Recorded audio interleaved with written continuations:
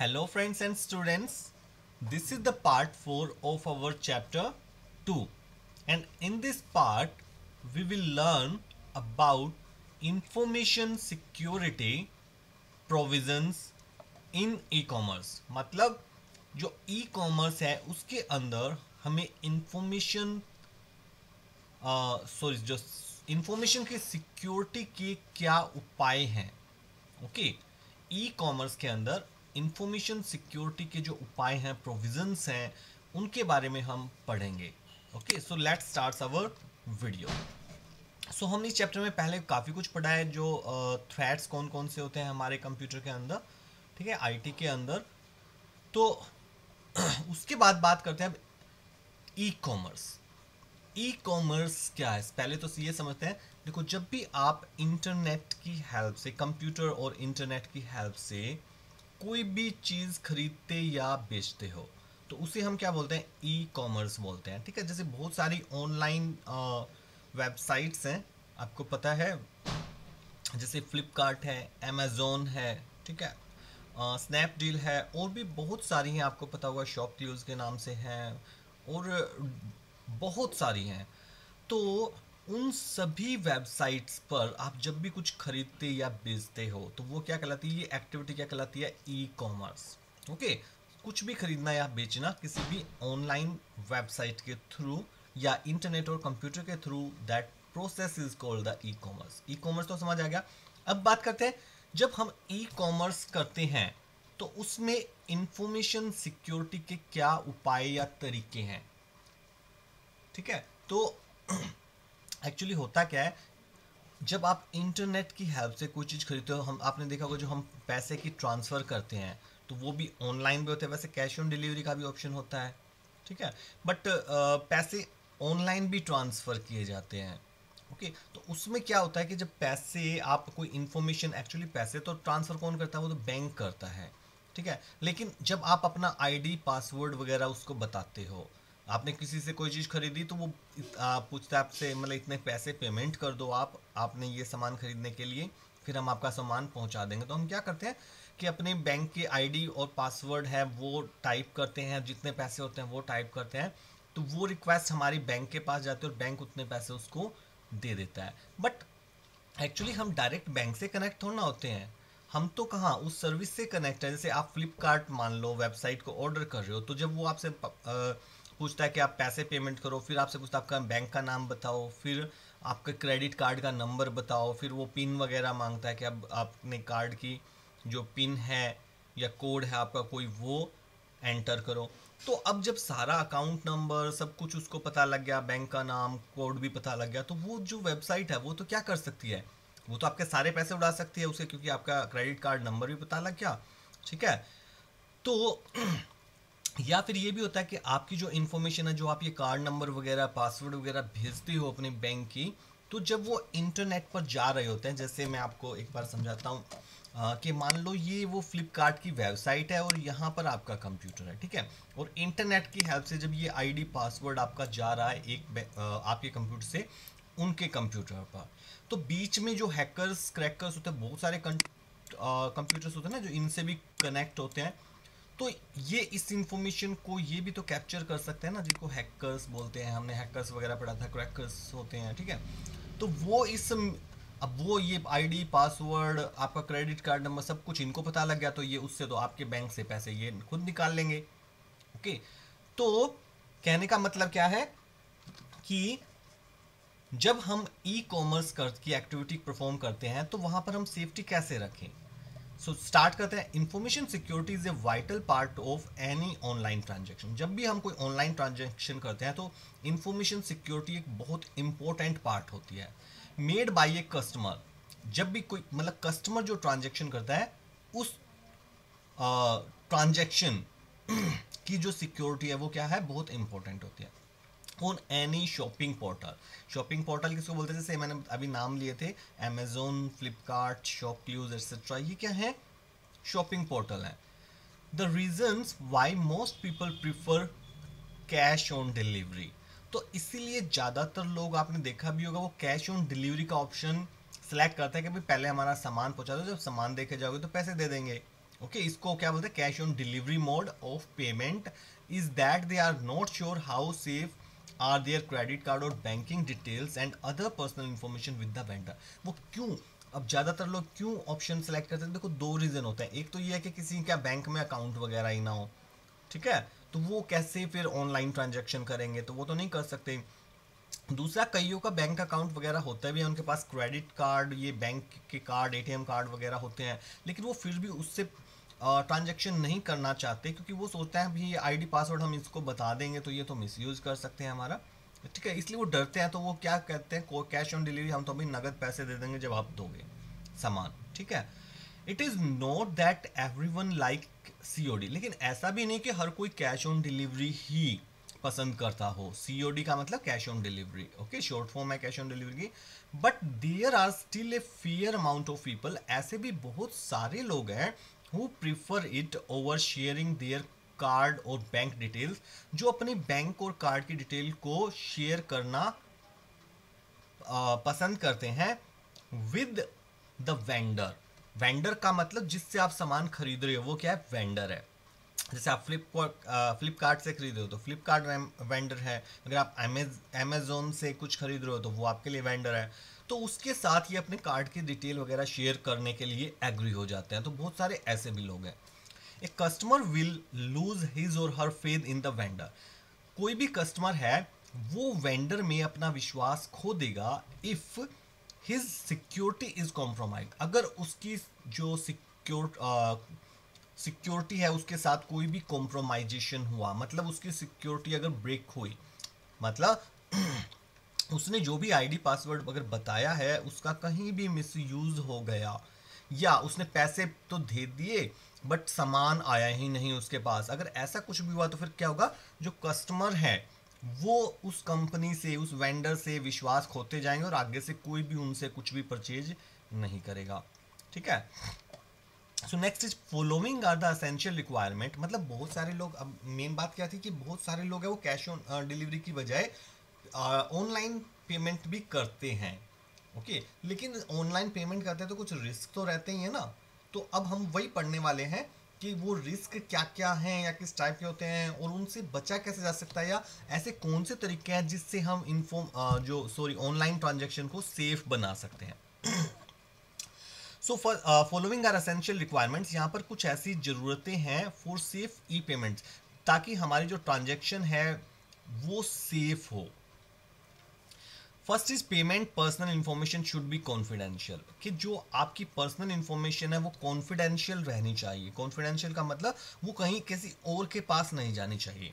Any payment और personal information should not be accessible to an unauthorised person, मतलब कोई भी पेमेंट तब तक नहीं हो, जैसे बैंक है, ठीक है, अब आपने बैंक के पास मैसेज भेजते हो कि भाई हम इतने अमाउंट मेरी उसके पास, फ्लिपकार्ट के पास आप ट्रांसफर कर दो, या आपने फ्लिपकार्ट को बोला कि भाई ये मेरा अकाउंट नंबर है, इसमें से आप पैसे ले लो। फ्लिपकार्ट वाले ने बैंक को मैसेज भेज दिया, भाई ये बंदा हमसे कोई सामान खरीदा, आप इतने पैसे उसके अकाउंट से हमारे अकाउंट में ट्रांसफर कर दो, ठीक है, तो वहाँ से मैसेज जाते हैं।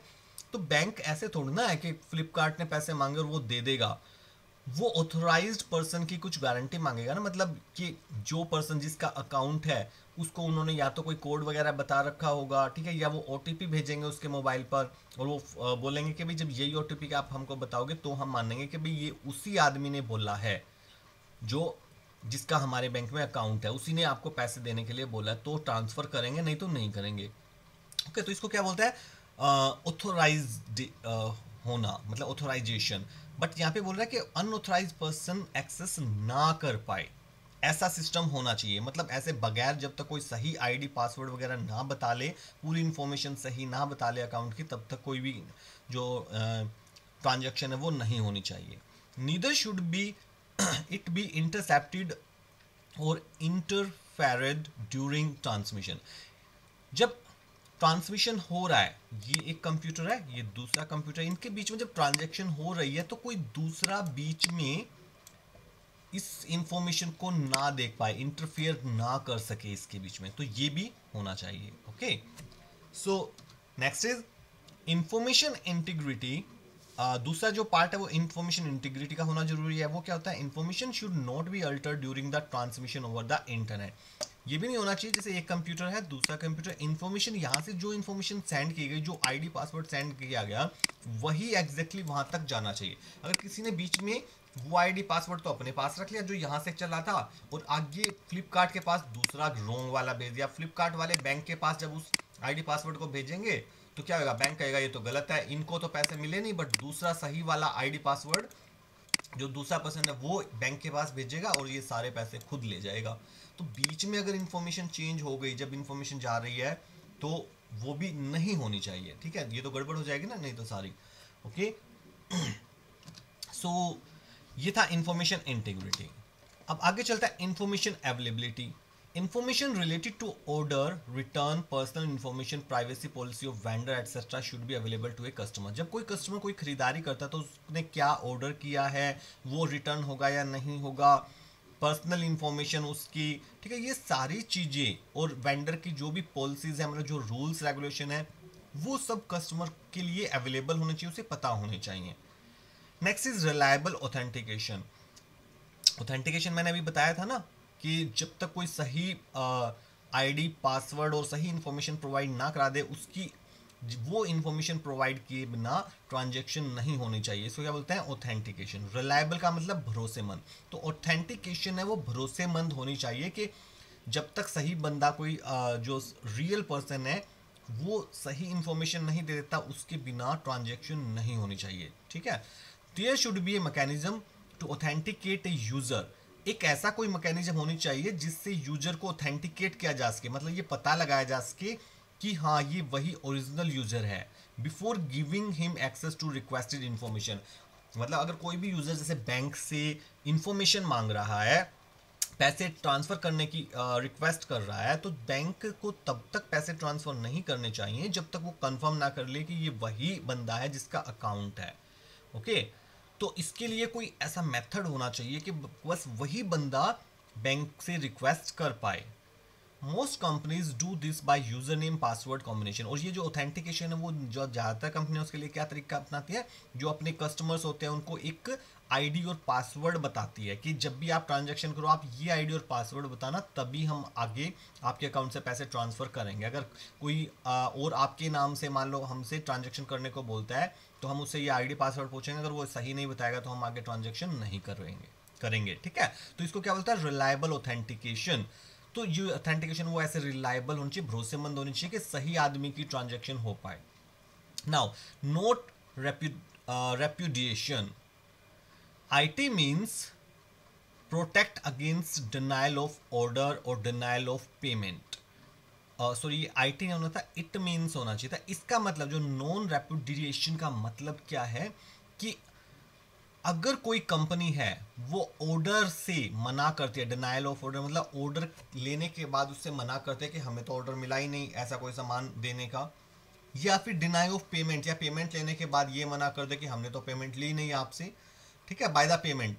तो इसका मतलब ये भी हो सकता है ना, कोई कंपनी कह दे आपने पेमेंट भेज दी कि ये सामान ले देना, बाद में बोल दे नहीं जी हमें तो किसी ने ऑर्डर नहीं किया इस सामान का, ना हमें किसी ने पैसे दिए।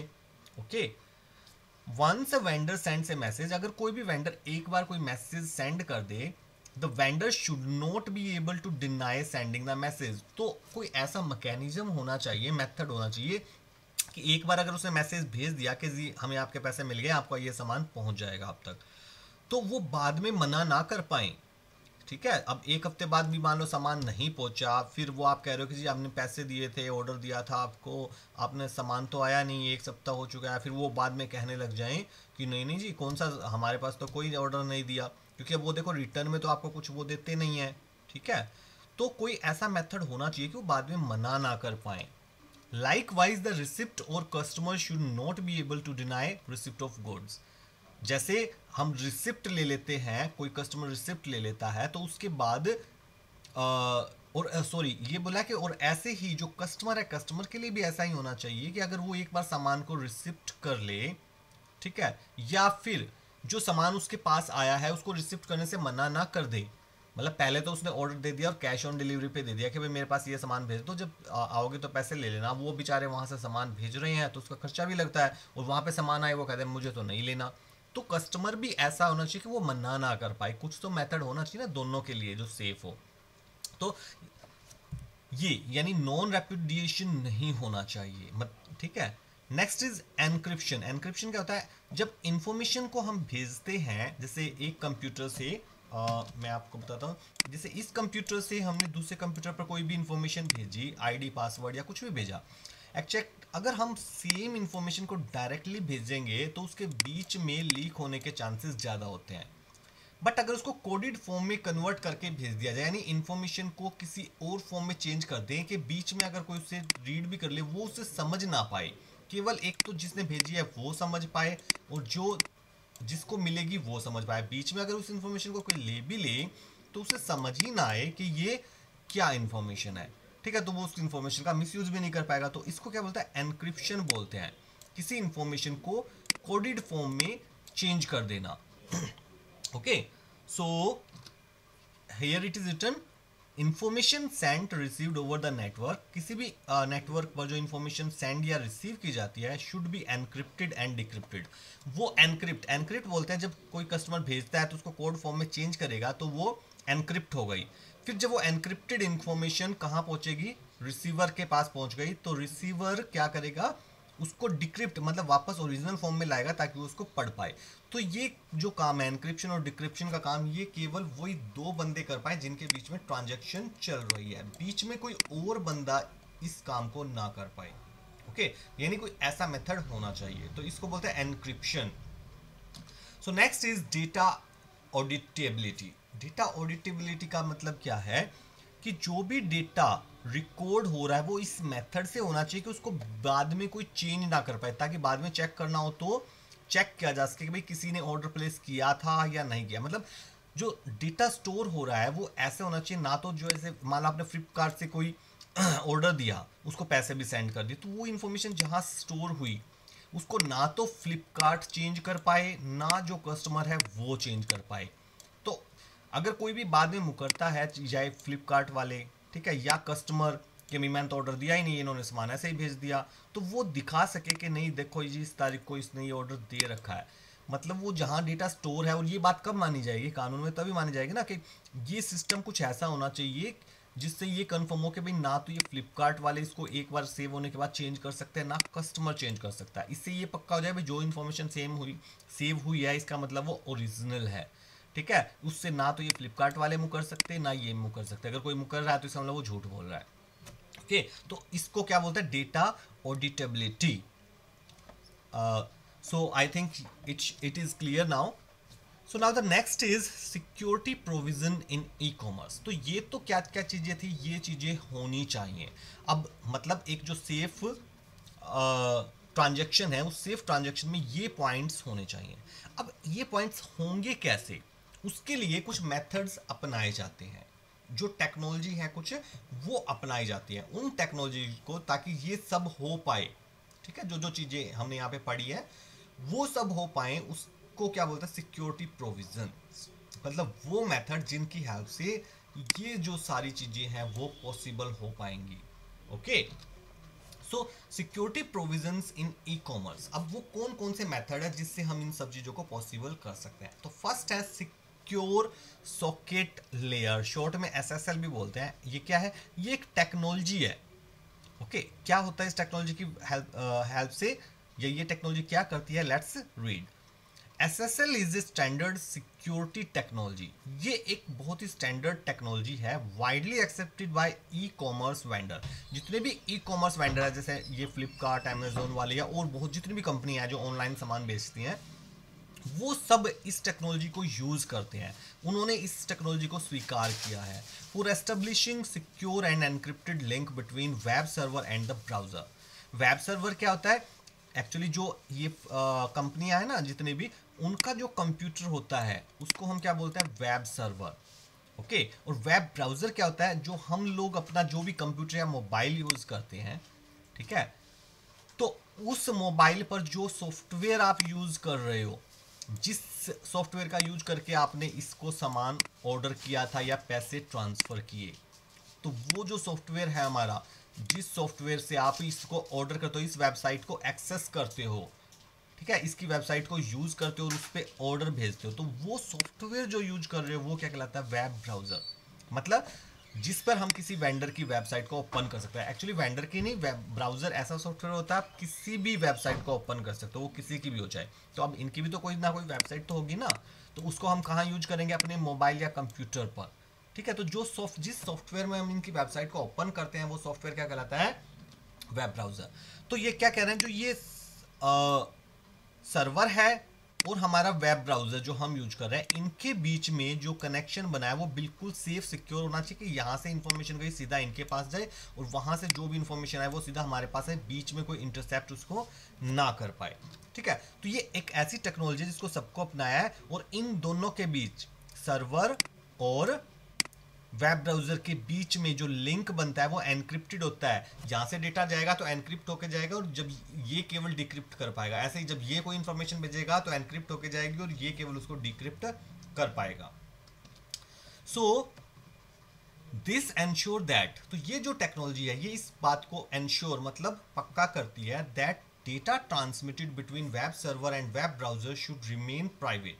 इस टेक्नोलॉजी से ये पक्का हो जाता है कि जो भी डेटा ट्रांसफर हो रहा है वेब सर्वर और वेब ब्राउजर के बीच में, वो क्या है, वो प्राइवेट रहेगा। मतलब इन दोनों के अलावा और किसी को भी पता नहीं लगेगा। एंड इंटीग्रल, और इंटीग्रल का मतलब वो चेंज भी नहीं होगा। जो डेटा ये भेजेगा वही यहां तक पहुंचेगा, जो डेटा ये भेजेगा वही इस तक पहुंचेगा। ठीक है, इसको बोलता है integral. SSL is used by almost all widely used website to protect the online transaction of their customer। तो ये जितनी भी वेब कंपनी होती है ये सारे इस SSL टेक्नोलॉजी को यूज करती हैं। ओके, तो इससे जो ट्रांजैक्शन है वो सेफ बन जाती है। Now encryption, digital signature and certificate. अब ये भी कुछ मेथड्स हैं जिससे हम ऑनलाइन ट्रांजैक्शन को सेफ बना सकते हैं। तो ये होते क्या है, एनक्रिप्शन तो मैंने अभी आपको बता ही दिया। ठीक है, encryption refers to conversion of data into cipher text. जब आप अपने डेटा को साइफर टेक्स्ट का मतलब था कोडेड फॉर्म में।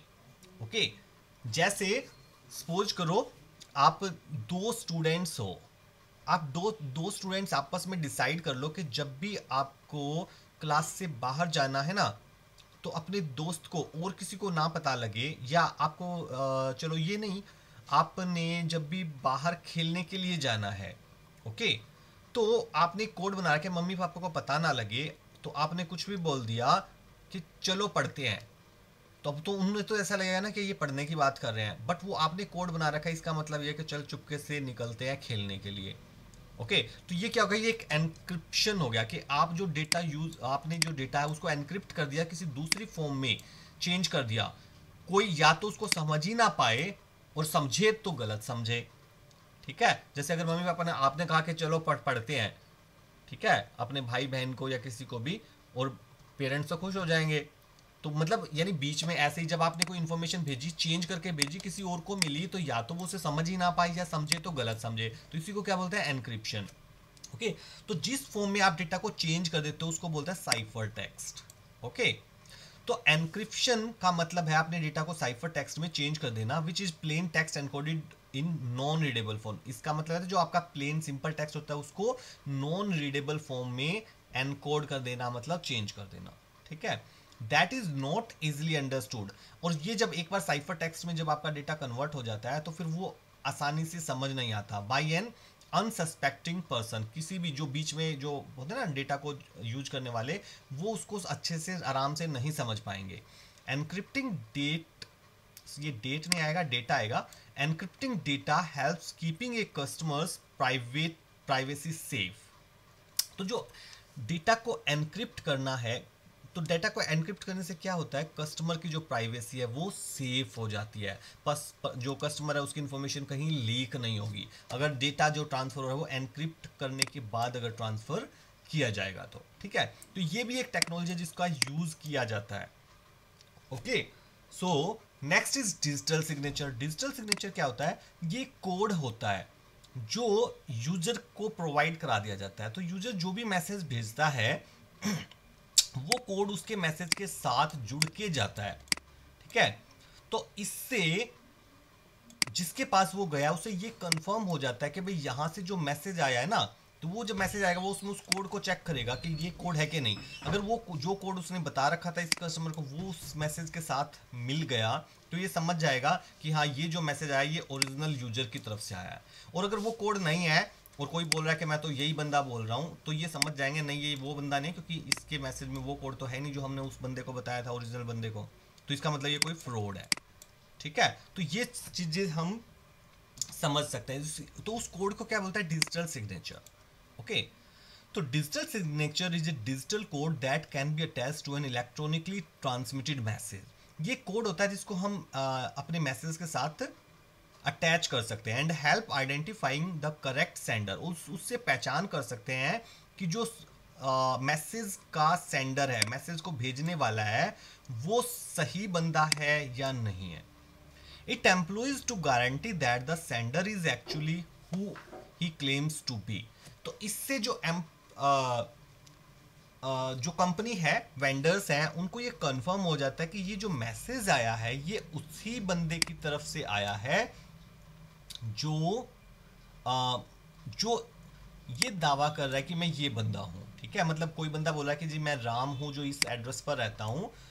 ठीक है, तो वो उसका जो डिजिटल सिग्नेचर है, जो एक कोड उसके मैसेज के साथ आ रहा है, उससे ये पता लगा सकता है कि ये वही सच में वही राम है जो उस एड्रेस पर रहता है, या कोई और बंदा है जो उसका नाम लेके हमें कुछ ऑर्डर करना चाहता है। Okay, now the next is digital certificate. अब डिजिटल सर्टिफिकेट क्या होते हैं, ये ऐसे डॉक्यूमेंट्स होते हैं जिसकी हेल्प से जो कंपनियां होती हैं वो कस्टमर्स को विश्वास दिलाती है कि हम सही हैं। ठीक है, कि हम कोई फ्रॉड कंपनी नहीं है। अब आप नेट पे जाओगे ना कोई सामान खरीदने के लिए, अगर गूगल पे सर्च करो, गूगल की वेबसाइट्स पर कि ऑनलाइन शॉपिंग, इतनी सारी वेबसाइट्स के नाम आ जाएंगे। ओके, अब हर कंपनियां कह रही हैं कि हम भी ऑनलाइन सामान बेचते हैं, हमसे ले लो, हमसे ले लो। अब हमें क्या पता कोई जो कंपनी सही भी है कि नहीं, हम उससे ऑर्डर करें, ऑनलाइन पेमेंट भी भेज दें, सामान बाद में आई ना। तो कोई कंपनी सही है या नहीं है उसका पता कैसे लग सकता है, डिजिटल सर्टिफिकेट से। डिजिटल सर्टिफिकेट से कैसे पता लगेगा कि मान लो ये कोई कंपनी है इंटरनेट पर। ठीक है, तो जब आप ये आपका कंप्यूटर है, ये आपको कह रही है कि जी हम सही ओरिजिनल वेबसाइट है हमारी, कोई दिक्कत वाली बात है, हम कोई भी पैसे हमारे पास भेजो, हम सामान भेज देंगे, बट आपको इसका विश्वास नहीं है। ओके, तो एक्चुअली क्या है कि बहुत सारी ऐसी ऑर्गेनाइजेशन है जो गवर्नमेंट भी हैं या नॉन गवर्नमेंट भी हैं, थर्ड पार्टी, वो क्या करते हैं, वो इन कंपनियों की चेकिंग करती हैं। ओके, जैसे आप तो हर कंपनी को चेक नहीं कर सकते कि वो सही भी बोल रहे हैं कि नहीं बोल रहे, झूठे तो नहीं है, या फ्रॉड वेबसाइट तो नहीं बना रखी उन्होंने। तो ये क्या करते हैं, इन कंपनियों को डिजिटल डॉक्यूमेंट्स प्रोवाइड कराते हैं। तो कुछ कंपनियां ऐसी हैं वो क्या करती हैं, जो ये सरकारी ऑर्गेनाइजेशंस होती हैं, इनसे एक डिजिटल सर्टिफिकेट ले लेती हैं, ये अपनी चेकिंग कराती हैं इनसे कि जी आप हमें हमारी कंपनी को अच्छे चेक कर लो, कोई भी कस्टमर हमारे पास आएगा तो हम उसके साथ फ्रॉड नहीं करेंगे। तो ये अगर एक डिजिटल जो डॉक्यूमेंट उसको प्रोवाइड कर देते हैं कि उसमें लिख के कि भी हमने इनको अच्छे से चेक किया, ये वेबसाइट क्या है, ओरिजिनल है। अब ये जो वेबसाइट्स होते हैं ना जिन्होंने उनको ऑथोराइज्ड किया है, मतलब डिजिटल सर्टिफिकेट प्रोवाइड कराया है, ये ऐसी कंपनीज होती हैं जिनको हम पहले से जानते हैं, या तो ये सरकारी कंपनीज ऑर्गेनाइजेशंस होती हैं। ठीक है, तो इनकी तरफ से सर्टिफिकेट मिला है तो हमें श्योरिटी हो जाता है कि हाँ इस पे कोई फ्रॉड नहीं होगा हमारे साथ। ओके, तो ऐसे इससे हम उनका डिजिटल सर्टिफिकेट चेक करके ये पता कर सकते हैं कि ये कंपनी फ्रॉड तो नहीं है। So, digital certificate helps a customer identify that a website he is interacting with. इस डिजिटल सर्टिफिकेट से कस्टमर्स को ये आइडेंटिफाई करने में हेल्प मिलती है, मतलब ये पहचानने में हेल्प मिलती है कि जो वेबसाइट जिससे वो इंटरेक्ट कर रहा है, मतलब जिसके साथ बातचीत कर रहा है या मैसेज ट्रांसफर कर रहा है, with the sending his sensitive information is real और नॉट, कि वो जो कंपनी है वो ओरिजिनल है, रियल है या नहीं, या कोई धोखेबाज है। Certificate is a digital document, जो सर्टिफिकेट है वो एक डिजिटल डॉक्यूमेंट होता है इशूड बाय सर्टिफिकेशन अथॉरिटी, जिसको कोई सर्टिफिकेट अथॉरिटी यानी कोई एक कंपनी है जो सारी चीज़ें चेक करने के बाद सर्टिफिकेट इश्यू करती है। Okay, issued by that authority that helps uniquely identify the merchant और वेंडर। और इससे ये पता लगता है कि हाँ जो ये मर्चेंट मतलब वो जो व्यापारी है, या जो वेंडर मतलब जो कंपनी है, वो ओरिजिनल है या नहीं है। Digital certificate can be boat for web servers अब डिजिटल सर्टिफिकेट जो कंपनी होते हैं उनको खरीदने पड़ते हैं लोगों में अपना विश्वास बढ़ाने के लिए।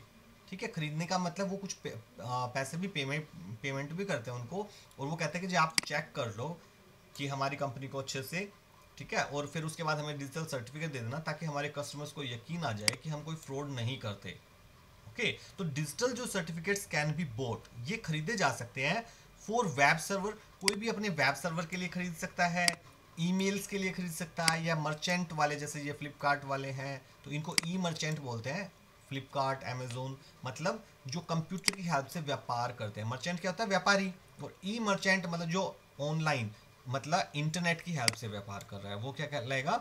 ई merchant. Okay, so next is sometimes the messages are also time stamped by third parties to ensure non repudiation। तो कई बार क्या होता है, जो मैसेज होते हैं वो किसी थर्ड पार्टी के द्वारा, एक मिनट, ये हम क्या पढ़ रहे थे? ओके, डिजिटल सर्टिफिकेट पढ़ा था हमने, और उसके बाद sometimes the message are also time stamped by third parties. कई बार जो मैसेज होते हैं वो कोई तीसरी पार्टी होती है, वो भी उसमें कोई कोड अपना डाल देती है, टू एंश्योर, इस बात को पक्का करने के लिए कि नॉन रेपुडिएशन, मतलब इसमें कोई भी फ्रॉड नहीं हुआ, जो दोनों बंदे ही जो मैसेज एक दूसरे को भेज रहे हैं वो दोनों ओरिजिनल हैं, कोई किसी और के नाम से यूज नहीं कर रहा। तो ऐसे बीच में कुछ थर्ड पार्टी भी होती है जो मीडिएटर का काम करती है। ओके, तो ये भी टेक्नोलॉजी यूज की जाती है इन ई कॉमर्स को सेफ बनाने के लिए। इसके अलावा अब जो एक तीसरा पॉइंट है, पीसीआई, एससीटी, फायरवॉल एंड कैरब्रोज। सो ये भी कुछ टेक्नोलॉजीज हैं जिनका यूज किया जाता है। अब ये क्या है? You have learned above how sensitive information including credit card details can be safely sent with SSL. आपने देखा कि एसएसएल एक टेक्नोलॉजी थी जिसकी हेल्प से हम क्रेडिट कार्ड की इंफॉर्मेशन को सेफली एक कंप्यूटर से दूसरे कंप्यूटर पर भेज सकते हैं। But once this information is stored on the web server, अब मान लो एक बार आपने इंफॉर्मेशन भेजी, वो सेफली पहुंच गई वहीं तक, उस सर्वर तक। ओके, तो मान लो इस तक भेजनी थी, वो यहां पर पहुंच गई, अब इसके पास आके वो स्टोर हो गई है। It is vulnerable to attack by the hackers with the intent of stealing this information. अब आपकी इंफॉर्मेशन इसके पास सेफ है, ये तो ट्रस्टेड बंदे हैं। फ्लिपकार्ट वालों के पास मान लो जब तक आपका आईडी पासवर्ड सेव है कोई दिक्कत नहीं है, आपको पता है भाई ये बंदे ठीक है, ये इसका मिसयूज नहीं करेंगे और ये करेंगे भी नहीं। लेकिन ये तो हो सकता है ना, अब जो इन्फॉर्मेशन सेव है इनके पास, इस इन्फॉर्मेशन को कोई और बंदा इनके कंप्यूटर से कनेक्ट करके, अपने कंप्यूटर को इनके कंप्यूटर से किसी नेटवर्क के थ्रू कनेक्ट करके और इनसे वो इन्फॉर्मेशन चुरा ले, है ना। तो उसको रोकने के लिए भी कुछ तरीके हैं जो यहां पर हम पढ़ेंगे अब, वो यूज किए जाते हैं। तो इसके लिए क्या यूज किए जाते हैं? Peripheral component interconnect. तो ये क्या है? इसको शॉर्ट में पीसीआई भी बोलते हैं। ये क्या होता है? कार्ड होता है, हार्डवेयर कार्ड, जैसे आपका एटीएम कार्ड वगैरह होते हैं ना, मतलब जो हार्डवेयर का मतलब ओरिजिनल, जिसको आप हाथ में लेके छू सको, टच कर सको। ओके, तो एक कार्ड होता है जिसका काम क्या होता है? सिक्योरिटी को बढ़ाना। एक्चुअली ये जैसे जो सर्वर होते हैं ना, उस सर्वर में ये कार्ड लगा दिया जाता है, उससे जो हैकर्स, ये हैकर्स के अटैक्स को रोकता है कि कोई दूसरा हैकर है इनके कंप्यूटर से इंफॉर्मेशन को चुरा के ना ले जाए, अपने इनके जो कस्टमर्स की इंफॉर्मेशन इनके पास सेव होती है। ठीक है, तो ये कार्ड होता है, तो इसका यूज किया जाता है। उसके अलावा सिक्योर इलेक्ट्रॉनिक ट्रांजेक्शन। अब सिक्योर इलेक्ट्रॉनिक ट्रांजेक्शन ये क्या एक मेथड है। ओके, इसका यूज किस लिए करते हैं? इसको शॉर्ट में एससीटी भी बोलते हैं। Uses encryption for privacy and employs digital certificates to authenticate all the parties involve, merchant, customer and the bank. Actually ये क्या कि अब एक पार्टी, जब आप कोई सामान खरीदते हो, ठीक है, तो होता क्या है कि ये मान लो आपका बैंक है। ओके, मैं यहाँ बी लिख देता हूँ, और ये है, ये फ्लिपकार्ट वाले सपोज करो वेंडर्स हैं, जो इस पे मैंने एफ लिख दिया, और ये कस्टमर है सी, मतलब आप। ओके, तो अब क्या होगा कि एक्चुअली आपके सारे पैसे तो हैं बैंक अकाउंट में, सामान देना है इन्होंने, सामान आना है आपके पास, आपने ऑर्डर करना है, आप इसको सामान का ऑर्डर करते हो। बट ये क्या करेंगे? आपसे आईडी पासवर्ड पूछेंगे, वो आईडी पासवर्ड किसको भेजेंगे? बैंक को भेजेंगे। अगर आपका आईडी पासवर्ड सही हुआ तो बैंक जितने पैसे इन्होंने मांगे वो इसको दे देगा, इनको पैसे मिल जाएंगे तो ये आपके पास सामान भेज देंगे। ठीक है, तो ऐसे वर्क करता है। तो अगर कहीं भी कुछ गड़बड़ हुई, आपने सही पासवर्ड इनको नहीं बताया, तो वो जब इसको भेजेंगे बैंक से पैसे नहीं आएंगे, तो ये आपको सामान भी नहीं भेजेंगे। ओके, तो इन तीनों में भी एक गड़बड़ है। अब हो गया क्या कि इनके पास तो आपका आईडी पासवर्ड आ तो गया ना, अब इसके पास अगर आ गया तो ये क्या करेंगे, अब ये तो कभी भी क्या कर सकते हैं, वही आईडी पासवर्ड आपने मंगाया तो एक समान था, एक दिन बाद ये फिर से आईडी पासवर्ड बैंक को भेज देंगे और कह देंगे जी उस कस्टमर ने एक और सामान मंगाया, इतने पैसे और भेज दो, फिर ले लिए, अगले दिन फिर से पैसे मंगा लेंगे। तो आपका आईडी पासवर्ड बार बार बता के क्या करते रहेंगे, पैसे लेते रहेंगे इनसे, ठीक है, जबकि आपने तो कोई सामान भी नहीं खरीदा। तो इस सिस्टम में क्या एक प्रॉब्लम है, तो इसलिए हम ऐसे यूज नहीं करते इसको। तो होता क्या है, इन तीनों के ही बीच में एक और कोई आ जाता है, तो ये तीनों डायरेक्टली एक दूसरे से इंटरेक्ट नहीं कर पाते। कस्टमर को कोई चीज चाहिए वो इसको बताएगा, ये इसका मैसेज इसके पास भेजेंगे, कब, बैंक से वेरीफाई करने के बाद। ओके, तो ये जो है ये किस टेक्नोलॉजी का यूज कर रहे हैं, ये एक मेथड का यूज करते हैं जिसको बोलते हैं सिक्योर इलेक्ट्रॉनिक ट्रांजैक्शन। इस मेथड को बोलते हैं सिक्योर इलेक्ट्रॉनिक ट्रांजैक्शन। तो इसमें क्या होता है, जो एक कोई कंपनी लगा लो या कोई भी सर्विस प्रोवाइडर है, वो बीच में आ जाता है तीनों के, किसके, मर्चेंट, कस्टमर और bank. Okay, this ensure that, इससे होता क्या है, this ensure that no information is kept on merchant server, कि कोई भी इंफॉर्मेशन मर्चेंट के सर्वर पर नहीं जाएगी, क्योंकि जो आईडी पासवर्ड बताया ना, जैसे मैंने बताया ये बैंक है, ये फ्लिपकार्ट वाले यानी मर्चेंट का सर्वर है, और ये कस्टमर अब डायरेक्ट इसको कोई भेजेगा नहीं, तो इनकी आईडी पासवर्ड इसके पास सेव ही नहीं होंगी। तो क्या होगा, आप बस इसे बताओगे आईडी पासवर्ड। आप चाहे अमेजन से, मान लो अब ये तो बहुत सारे हो सकते हैं ना, चाहे आप अमेजन से कुछ खरीद रहे हो, चाहे किसी स्नैपडील से, ठीक है, शॉप क्लूज से, किसी भी कंपनी से आप कोई भी चीज खरीदो, आप डायरेक्ट इनको बताते ही नहीं हो पासवर्ड, आप बस इनको बताते हो।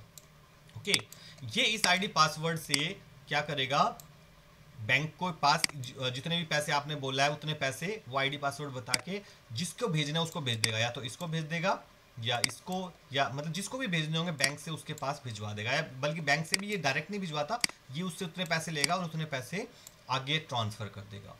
तो जो सारी इंफॉर्मेशन है बस किसके पास है, वो इसके पास ही है।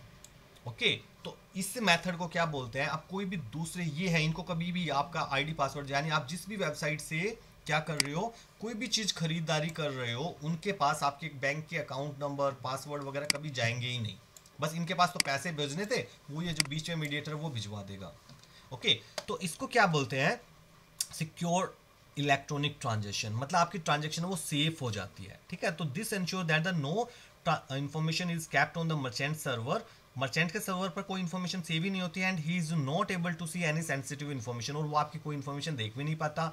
S it is developed by, अब ये जो टेक्नोलॉजी है किसने डेवलप की थी, जैसे मास्टर कार्ड और वीजा, आपने सुना है जो आपके एटीएम कार्ड वगैरह होते हैं मास्टर कार्ड के होते हैं, वीजा के होते हैं। एक्चुअली शुरुआत में यही दोनों सर्विस चली थी, आजकल और भी 5-7 सर्विस जो बंदे ऐसे, मतलब बीच में कंपनियां ऐसी आ गई हैं जो ये SET की सर्विस प्रोवाइड कराती हैं, ठीक है, वो बीच में मीडिएटर बन जाती हैं, आप डायरेक्टली बस उनको बताते हो जितने भी पैसे किसी को ट्रांसफर करने हो, तो वो अपने आप आपके बैंक में से पैसे लेके आगे ट्रांसफर करते रहते हैं। अब ये बहुत बड़ी बड़ी कंपनी जो ट्रस्टेड, जिनको सब जानते हैं, जैसे मास्टर कार्ड और वीजा के नाम सब जानते हैं, तो सबको पता है ये कोई फ्रॉड नहीं करेंगे आपके साथ, ठीक है। अब कोई नई कंपनी भी आई, डायरेक्ट उसको आईडी पासवर्ड बताओगे तो आपने खरीदारी करने तो रिस्क रहेगा ना, वो का क्या पता आपकी इन्फॉर्मेशन मिस यूज कर दे, बट आप इसके थ्रू खरीदारी करते हो तो आप सेफ रहोगे। तो इस तरीके को क्या बोलते हैं, सिक्योर इलेक्ट्रॉनिक ट्रांजैक्शन।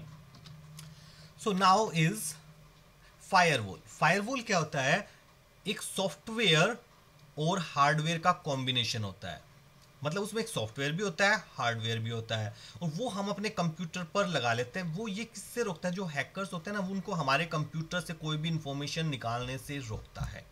ओके, तो उसको क्या बोलते हैं, फायरवॉल। ओके, तो शॉर्ट में मैंने आपको ये समझा दिया है, ये हार्डवेयर और सॉफ्टवेयर का कॉम्बिनेशन होता है। उसके बाद है करबेरोस। ये क्या होता है, ये एक रूल्स है, एक तरीका है, मेथड है नेटवर्क ऑथेंटिकेशन का, मतलब नेटवर्क को आइडेंटिफाई करने का, जिस नेटवर्क से आप डेटा भेज रहे हो वो सेफ है। Okay, it is design to provide strong authentication for client server applications. ये एक ऐसा तरीका बनाता है कि जो सर्वर है और आपका जो मोबाइल है, इनके बीच में सेफ कनेक्शन प्रोवाइड कराता है कि बीच में कोई और इसको डिस्टर्ब ना कर पाए। तो इस मेथड को क्या बोलते हैं? कैरबेरोस। ओके, तो इसका यूज किया जाता है। तो ये डिफरेंट हमने क्या पढ़े हैं आज? मेथड्स पढ़े हैं। ओके, किस चीज के कि कैसे ई कॉमर्स की वेबसाइट को सेफ बनाया जा सकता है। ओके, तो वीडियो काफी लंबा हो गया है, लगभग 40 मिनट्स के आसपास। Okay, so meet you in the next video. Till then, bye bye, take care.